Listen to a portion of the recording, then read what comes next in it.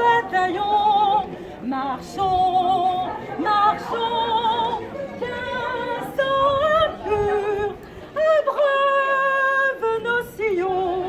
Quoi des cordes étrangères ferait la loi dans nos foyers? Quoi ces phalanges mercenaires terrasseraient nos fiers guerriers? Grand Dieu, par des mains enchaînées, nos fronts sous le joug se ploieraient. De vils despotes deviendraient les maîtres de nos destinées. Aux armes, citoyens, formez vos bataillons, marchons, marchons, qu'un sang impur abreuve nos sillons. Amour sacré de la patrie, on vient soutient nos braves vengeurs. Liberté, liberté, chérie, combats avec les défenseurs. Sous nos drapeaux que la victoire accourt à des mâles accents, que tes ennemis expirants voient donc triompher notre gloire. Aux armes, citoyens, formez vos bataillons, marchons, marchons, qu'un sang impur abreuve nos sillons.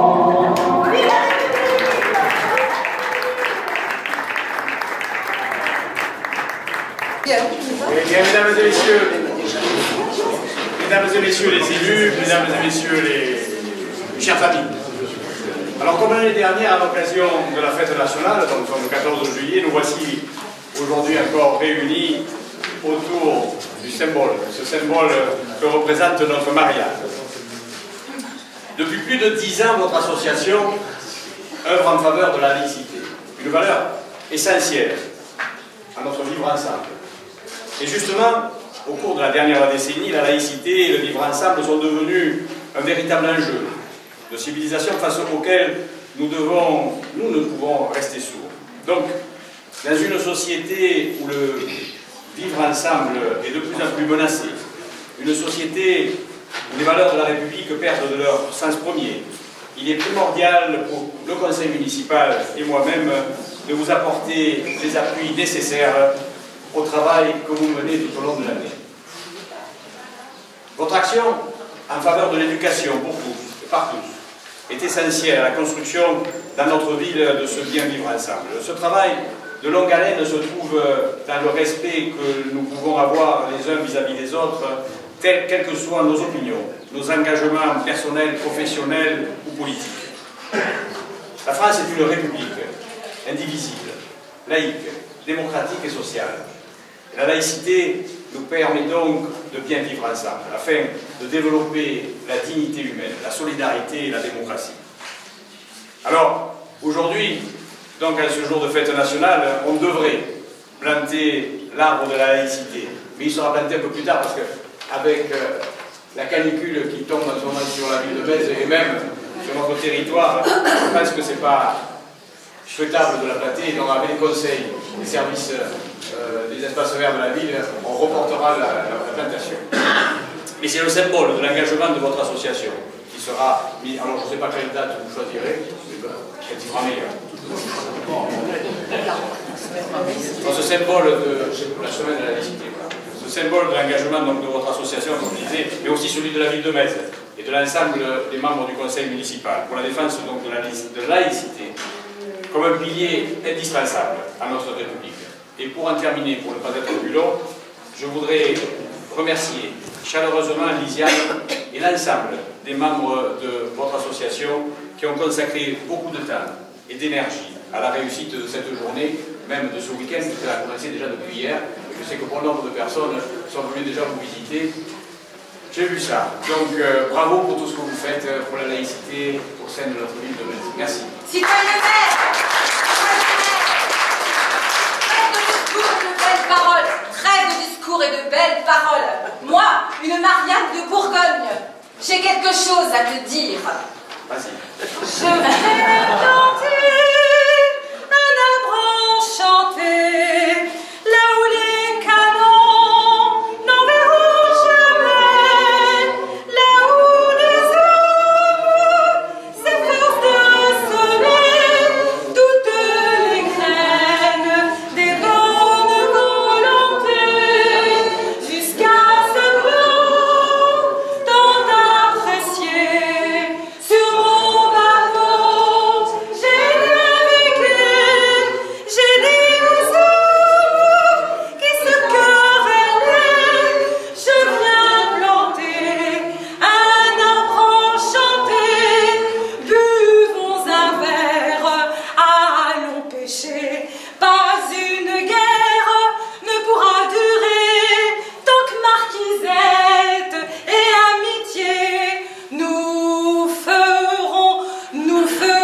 chanter, tuons les dieux à tout jamais, sous aucune doctrine, l'amour ne se plaît, ce sont les échos à l'éclairage qui font pousser les arbres enchantés.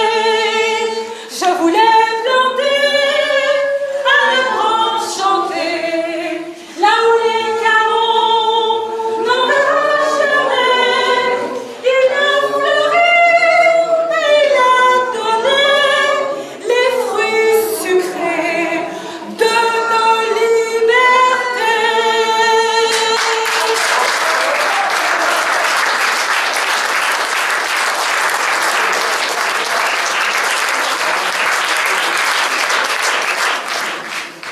Monsieur le maire, mesdames et messieurs les élus, mesdames et messieurs, et puis les très chères Marianne qui sont parmi nous. Donc le 14 juillet 1789, il y a donc 230 ans, le peuple parisien prenait la Bastille et faisait tomber un symbole fort de la monarchie. Depuis 2 ans, le calme investit pacifiquement pour le 14 juillet le château de Gérard. Propriété de la commune, mais symbole tout de même de la noblesse de province. Pour nous, ça c'est un vrai symbole d'être présent. Et on y met à l'honneur Marianne la républicaine. Alors, qui es-tu, Marianne? C'est pour nous une magnifique occasion pour aller de manière ludique à la rencontre du grand public un peu éloigné des problématiques de la laïcité. C'est aussi pour nous l'occasion de faire connaître notre association, ses actions, ses projets et sensibiliser le maximum de Mésoises et de Mésois aux valeurs de la République. À ce 14 juillet, nous célébrons l'abolition des privilèges, les dogmes qui ne font plus la loi, la liberté d'expression et de conscience, l'égalité des droits, mais aussi des devoirs, sans distinction de race, de sexe ou de religion. La France, comme a dit le maire, est une république laïque, indivisible et sociale, et nous, le calme, à notre petit niveau, nous essayons de la conserver ainsi. Dans cette salle, vous avez exposé plusieurs actions qu'on mène. Donc les Mariannes que nous avons fait l'année dernière, il y en a quelques-unes, les autres sont exposées l'intégralité sur les grilles du parc.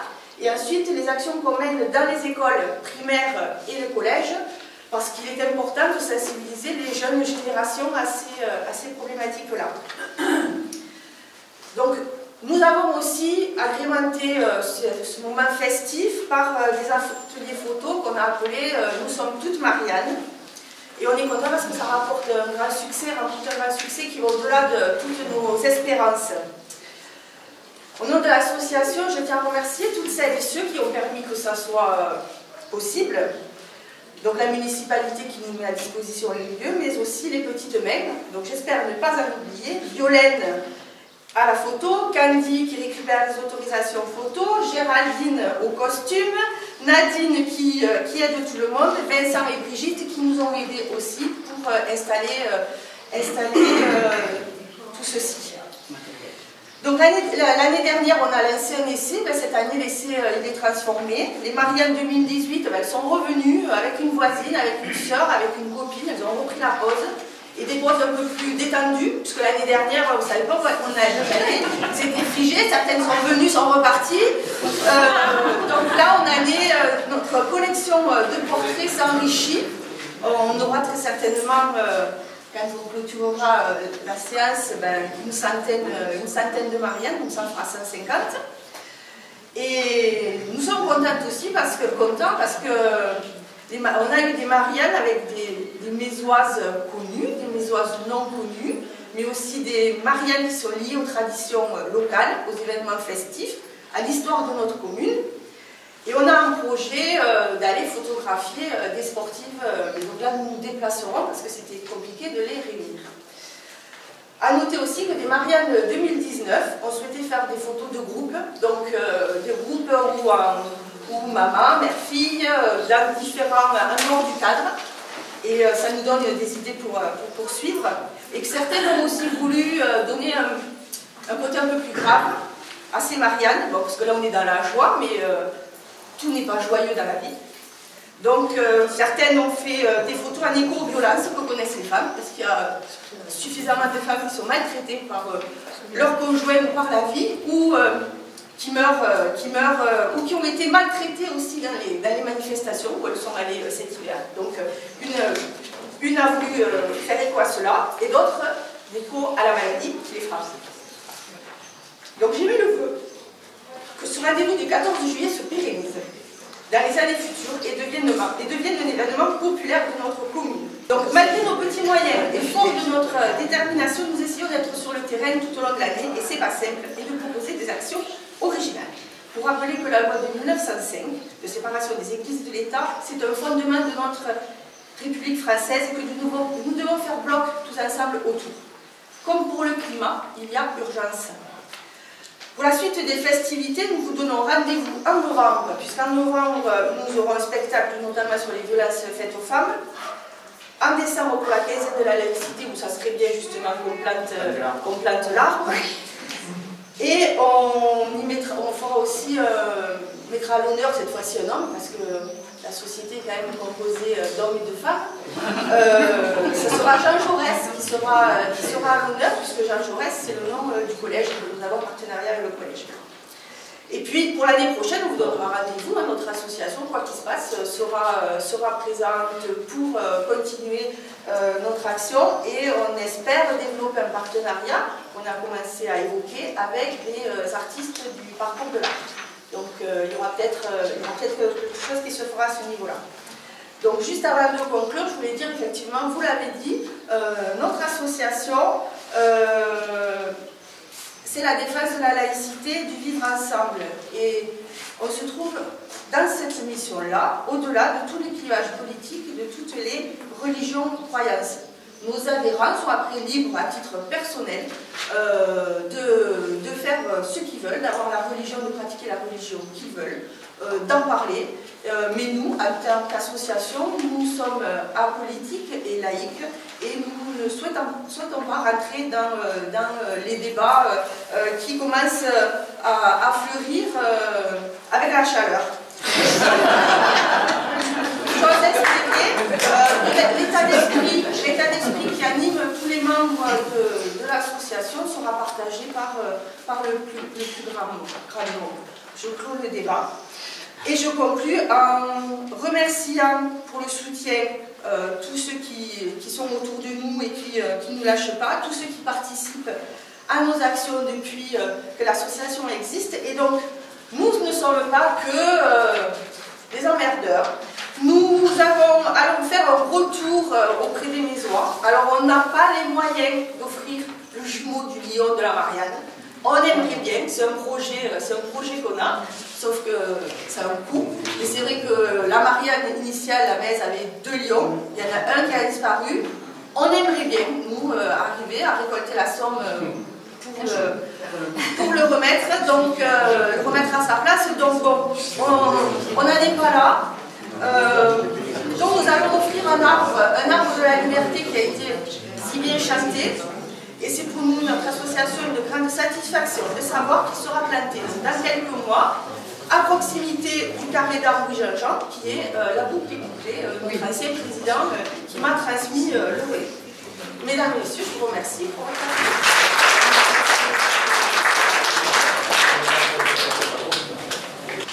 Je vais commencer par une citation. Elle va peut-être surprendre. La laïcité est une star brillante au ciel de la République. Elle est le garant de la liberté et de la progression contre toute forme de régression et totalitarisme. Certains ne comprennent pas cela, plutôt ils ne veulent pas comprendre, malgré qu'ils vivent bien la liberté religieuse grâce à la laïcité. Et qui dit cela? Ossine Druich, l'imam de Nîmes. Les valeurs laïques se transmettent de génération en génération. C'est la raison pour laquelle elles sont associées à la plus ancienne famille d'arbres connue, apparue il y a plus de 270 millions d'années, mais qui existait déjà une quarantaine de millions d'années avant l'apparition des dinosaures. Il en est le symbole. Ce ginkgo biloba, dit arbre aux 1000 écus, qui s'explique par l'aspect de ses feuilles qui deviennent jaunes dorées à l'automne et forment comme un tapis d'or à ses pieds, a été apporté en France pour la première fois en 1782 par le Montpelliérain Auguste Broussonnet, qui l'avait reçu en présent de Sir Joseph Banks.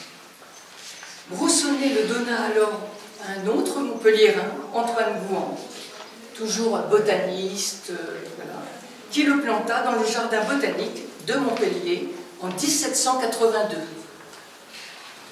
En 1795, une bouture prise sur ce ginkgo de Montpellier est plantée au jardin des plantes de Paris. Ces deux arbres sont toujours vivants à ce jour. Le vieux ginkgo biloba de Montpellier est aujourd'hui le plus vieux ginkgo d'Europe. Le ginkgo biloba, qui fut l'une des rares espèces à ne pas avoir souffert de l'explosion de la bombe atomique le 6 août 1945 à Hiroshima. Ce ginkgo biloba, situé à moins d'1 kilomètre de l'épicentre, a survécu et les études scientifiques réalisées par la suite ont prouvé sa résistance aux agents mutagènes.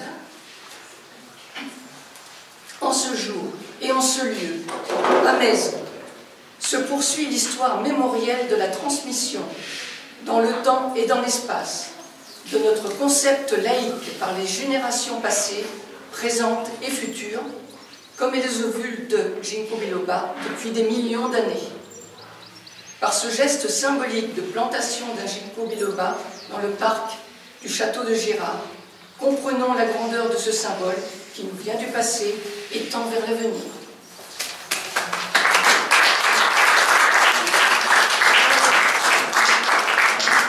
Ajouter que nous remercions Monsieur le maire et les élus de Metz d'avoir accepté ce projet proposé par le CAM, ainsi que Monsieur Michel Magnan, qui réside dans le Gard et qui n'a pas pu se rendre disponible aujourd'hui pour son investissement en faveur de la laïcité et notamment par la création de la Maison universelle de la laïcité en France, dont le siège se trouve dans l'Aveyron, dans le cadre d'un accord avec la Belgique qui en est la fondatrice.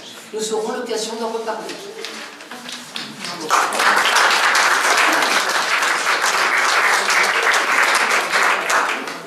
Alors, maintenant nous allons passer à la lecture de textes qui sont dans ce petit livret, j'espère que vous l'avez tous, parce qu'il y a pratiquement plus, ils sont en vente 2 € sur notre table.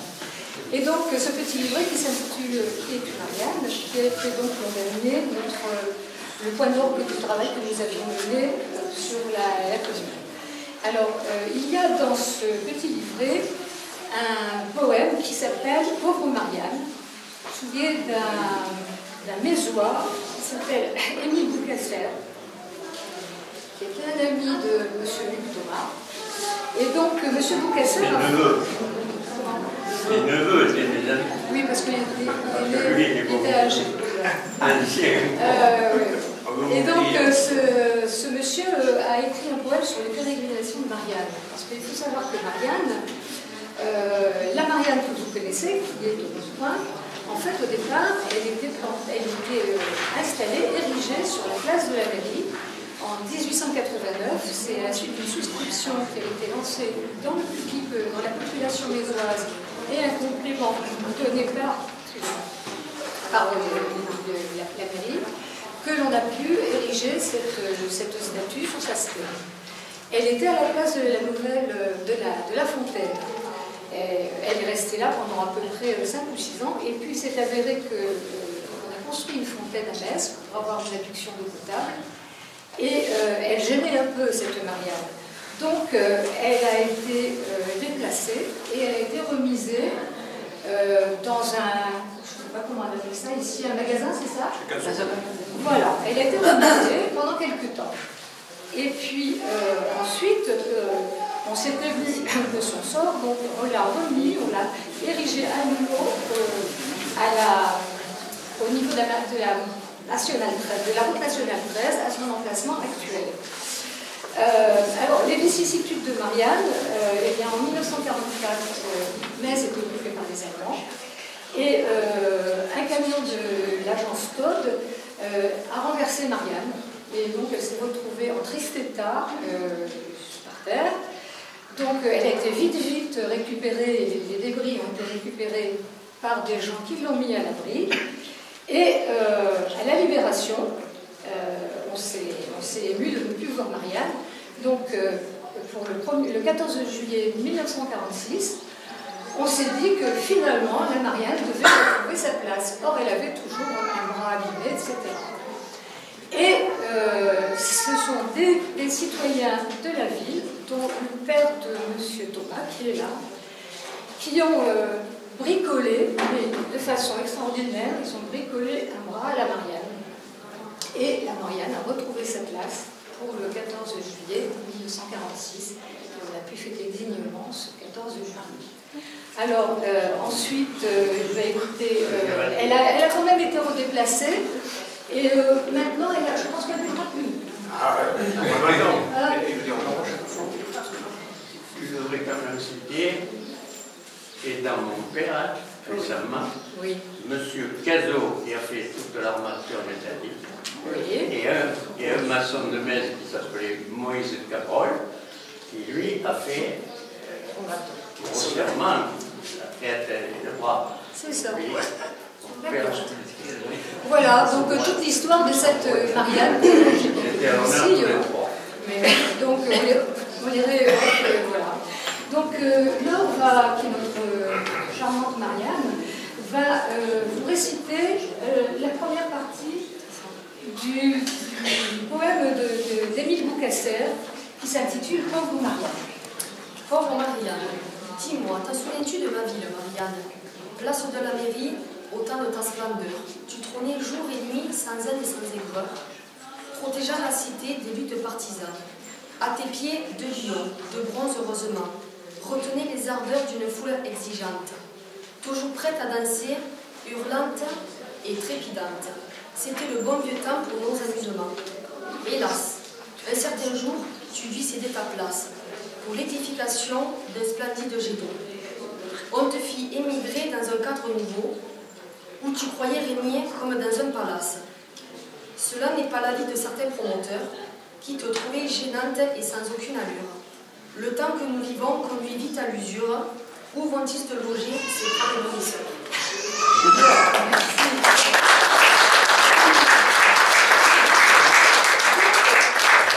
C'était donc l'épisode où finalement Marianne s'est retrouvée un peu dans l'ombre. Et Émile Boucasser a écrit un autre poème que Patricia va vous lire et qui s'appelle « Marianne, bonjour ».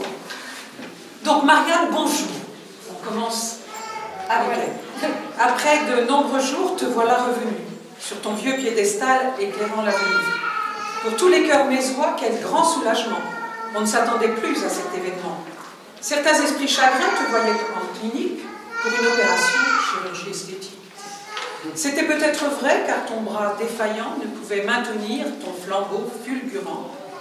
Enfin, tout finit bien et ta convalescence nous dédommagera de ta trop longue absence. Cela, grâce au talent d'un ami complaisant, modeste et généreux, mais combien compétent. Assis auprès de toi, fervents admirateurs, devisent calmement quelques vieux sénateurs. Seul inconvénient banal, je le confesse, en le tournant le dos, tu leur montres tes fesses.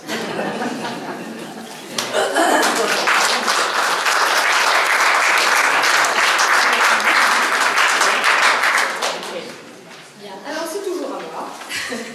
Donc maintenant, nous allons vous présenter la chanson de Marianne. Nous allons dire de Mariano à Marianne. Parce qu'il faut savoir que la chanson, le prénom Marianne, eh bien, c'est un prénom qui est d'origine occitane. Et en fait, très longtemps, on s'est demandé d'où venait ce prénom qu'on avait donné à Marianne, le symbole de notre République. Et un historien spécialiste de la Révolution et de la Marianne, donc Maurice Aguillon, en avril 89, restitue la paternité de ce nom, de ce prénom, à Guillaume Laval, qui était depuis Lorraine et qui était à la fois cordonnier mais aussi chaussonnier. Et donc, en 1792, ce fameux Guillaume Lavarre fait une chanson sur la fuite du roi. En fait, c'est une chanson pamphlétaire. Et elle était reconnue à cette époque-là en occitan, en midi-occitan. Mais Marianne était le vrai nom, bien souvent, que l'on donnait aux servantes, parce qu'il y avait le prénom Marie et Anne. Bien souvent, c'était les femmes du petit peuple qui s'appelaient Marianne. Et donc là, Lavarre dit, ben voilà, finalement, Marianne, elle est en train de reprendre la place la place qui lui revient, à savoir, eh bien, elle fait partie, elle a réussi à s'imposer au milieu de toutes ces vicissitudes, et la patrie naît enfin de cet épisode révolutionnaire.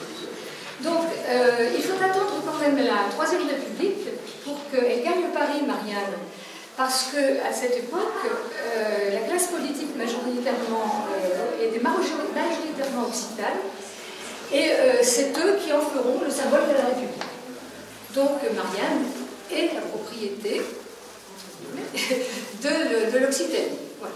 Et donc, je pense que Patricia va vous réciter quelques passages de la chanson, parce que, hélas, on n'a pas vu l'air sur lequel elle était chantée. Si jamais vous connaissez l'air des Deux Savoyards, si vous connaissez dans votre famille quelqu'un qui chantait cet air-là, nous sommes intéressés parce que nous aimerions restituer la musique aux paroles.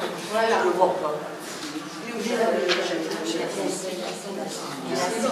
Alors, Patricia va d'abord vous la réciter en français puisqu'elle a été traduite, et ensuite Jean-Baptiste va vous la réciter en occitan, dans sa langue d'origine. Voilà. Voilà, et pour commencer, j'aurais souhaité avoir la participation du public, car chaque strophe est ponctuée de la même phrase répétée 2 fois.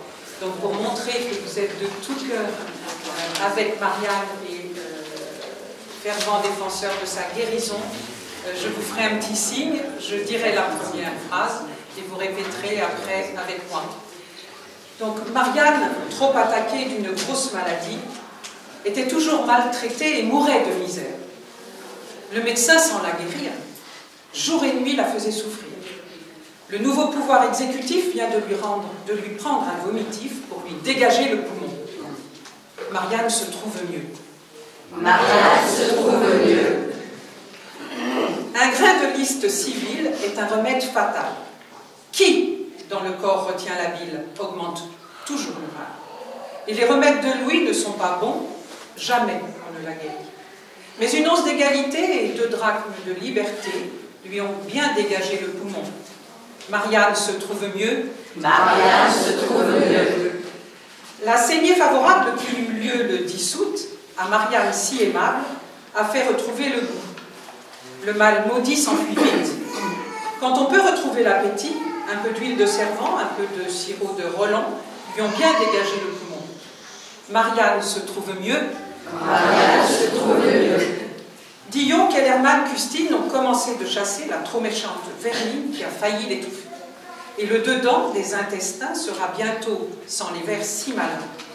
Et l'élixir de Dumouriez, frotté à la plante des pieds, lui a bien dégagé le poumon. Marianne s'en trouve mieux. Marianne s'en trouve mieux. Je vais aller jusqu'au bout, puisque vous participez.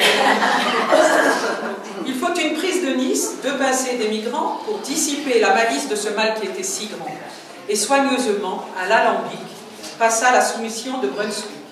Le matin, au lever du lit, l'évaporation de Clairfight lui a bien dégagé le poumon.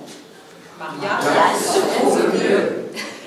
Montesquieu, bon patriote de Marianne médecin, veut, avec de la graisse de marmotte, totalement la guérir. Anselme, enfin, chassa le venin. Au Samba, il fit prendre un autre train. Alors, le corps épuré, du mauvais levain dégagé, Marianne, en pleine guérison, de la santé, sera à la fleur.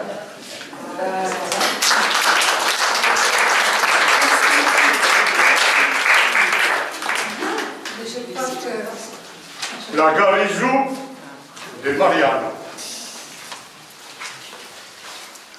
Caldine, il faut dire que c'est quand même un petit peu arrangé, parce qu'il parle du 14 juillet, mais aussi du 10 août, qui est la deuxième révolution. Et puis, aussi du roi Louis, qui ne donnait pas de très bons médecins. Donc, la garnison de Marianne. Marianne, trop attaccata d'une forte maladie, era toujours maltraitata et murió de cautivier. Le médecin, c'est la guérie, et n'était jour, li la faisait souffrir. Le nouvel pouvoir exécutif, ben il fallait prendre un mobitiu per desgajar le poumon. Marianne se trouve meilleur. Une grande des listes civiles et un remède fatal qui dit le corps de la vie augmente toujours le mal. Et les remèdes de Louis sont pas bons, hein? Jamais on n'en guérisse, mais une once d'égalité. Et 12 grammes de liberté, il y a un desgageat le poumon. Marianne se trouve meilleur. Hai perdu la ligne. Guillaume, Caroline, Custine han començat la caça. La traumaissante vermino que ha mancat d'estufar et le dins los intestins. Sera l'eu sang de vermes tan malís et l'elixir de Dumouriez. Fretat a la planta d'espèce a desgatjat le pulmó. Marianne sera meilleur. La setmana favorable que hagués lloc el 10 d'agost, a Marianne tan aimable a fa retrobar el gust.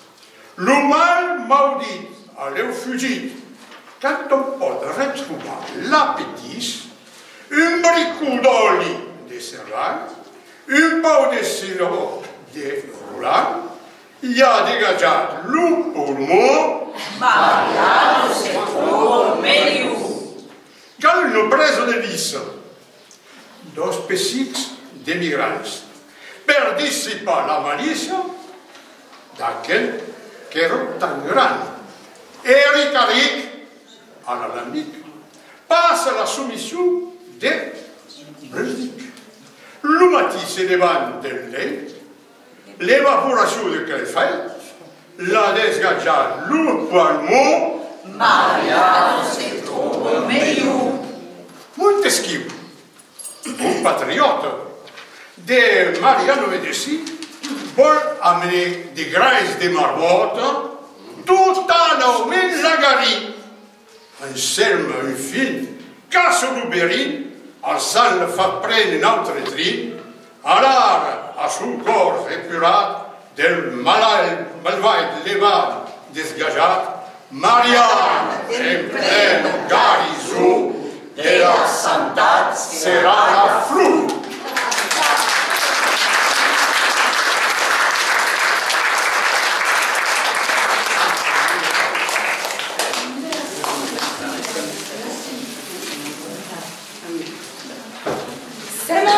Se montañosa mamma del peso, la gran la mamma la guardarem. Notre Seigneur,